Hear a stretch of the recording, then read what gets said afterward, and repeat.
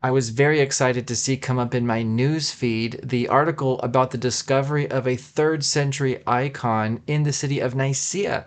So this was reported by Middle East Eye.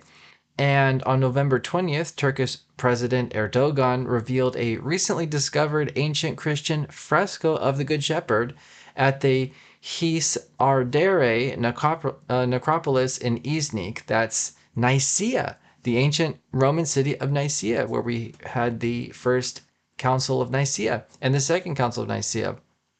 And the article says the fresco, dated to the 3rd century CE, was unearthed on the north wall of a richly decorated burial chamber early this year. So this is an early Christian burial chamber, and it's covered with beautiful paintings. And one of those paintings is a fresco of the Good Shepherd.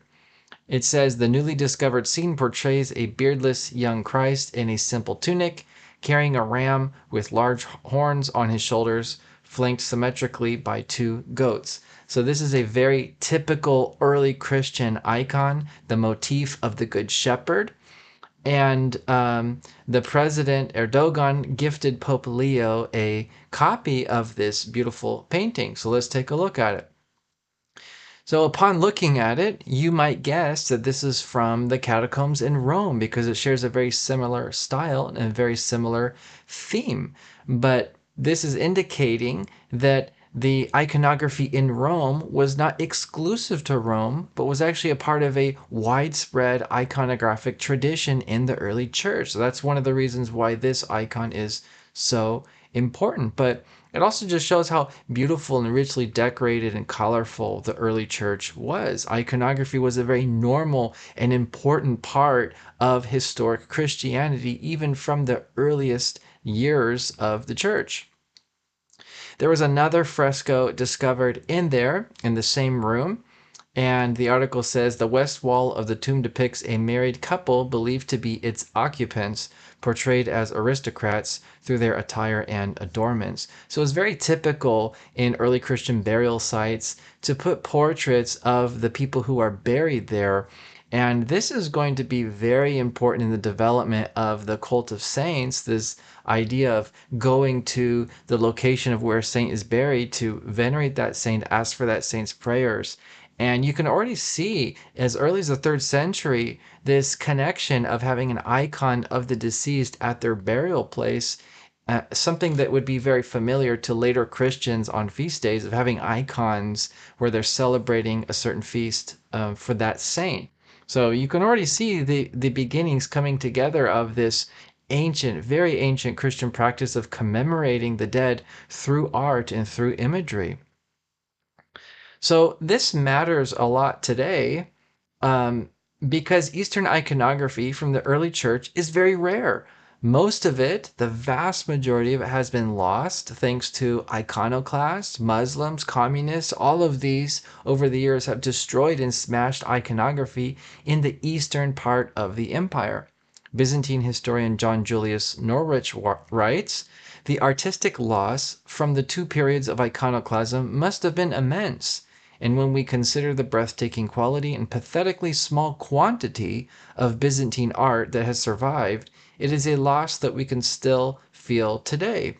So this icon from Nicaea gives us a small little glance into iconography in a region where otherwise we wouldn't be able to see that beautiful iconography. But we know there was at one time a very beautiful and rich icon tradition in the East, even though we don't have full visibility into that today. This icon allows us to look back through the time past those waves of destruction and see what that art might have looked like before it was all destroyed by the iconoclasts.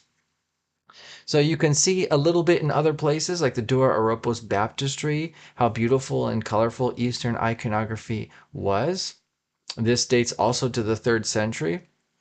And then we have, of course, this necropolis from Nicaea, right? Adds to that understanding that it's beautiful, ornate. Places like Tomb 15 in Thessaloniki also contains beautiful frescoes, all dating from the pre-Nicene period of the church. And this means for us today that iconography was not local to Rome. So whenever you see early Christian iconography, 9 out of 10 times, it's Roman iconography from the city of Rome. But that's just because most of it survived in Rome. It doesn't mean that iconography was exclusive to Rome. And so sites like this new fresco from Nicaea confirms for us that iconography was not a Roman phenomenon. It was an early Christian widespread phenomenon, even in the pre-Nicene church. So the similarity of the icon in its theme, the theme of the Good Shepherd, to those in Rome also indicates that Eastern and Western Christians had a common iconographic tradition from the beginning of the church, even in pre-Nicene times, just as the Seventh Ecumenical Council Nicea II says. So this is pretty interesting that the icons in the East look very similar to those in the West from the same period, because it confirms the church's tradition that there was an apostolic iconographic tradition that was shared in the churches. So there were not just some icons here and there in the early church, but there was actually a tradition that the churches shared. So the Seventh Ecumenical Council, this is from Pope Hadrian's letter in the second session. It says, right from the holy origin of our faith, figures of the saints were found to be found among all Christians, and sacred figures, both carved and painted, were found in their churches, with the purpose that the heathenism of pagans, on seeing the depiction of the narrative of divine scripture, would turn from the worship of idols and the effigies of demons to the true light of Christianity and the cultivation of the love of God. Bishop Leo, in session 1 of the Seventh Ecumenical Council, says the apostles and the fathers have convinced us that truth and piety require there being holy and sacred images in Holy Church according to a custom passed down from ancient times from the holy apostles. So the Seventh Ecumenical Council is telling us that there was a icon custom from the very beginning of putting narrative scenes of scriptures in the churches. So it wasn't just there was a painting one time, but there was an actual custom of images and scriptures and narrative scenes in the churches and burial places in the early church. And this is a very small little glance into the universality of that beautiful icon custom that the Seventh Ecumenical Council is referring to. And this is confirmation that early Eastern and Western iconography have a similar style and from the same tradition. So that's something that you can see with your own eyes by comparing Roman iconography to this new icon in Nicaea. They look very similar.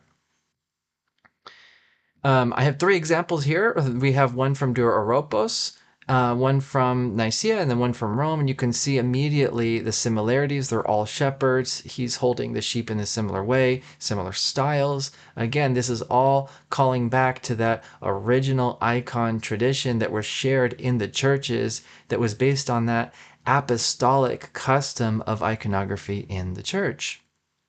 So that's today's video. I hope you enjoyed it. Thanks for watching. If you haven't already, please subscribe, and I'll see you next time.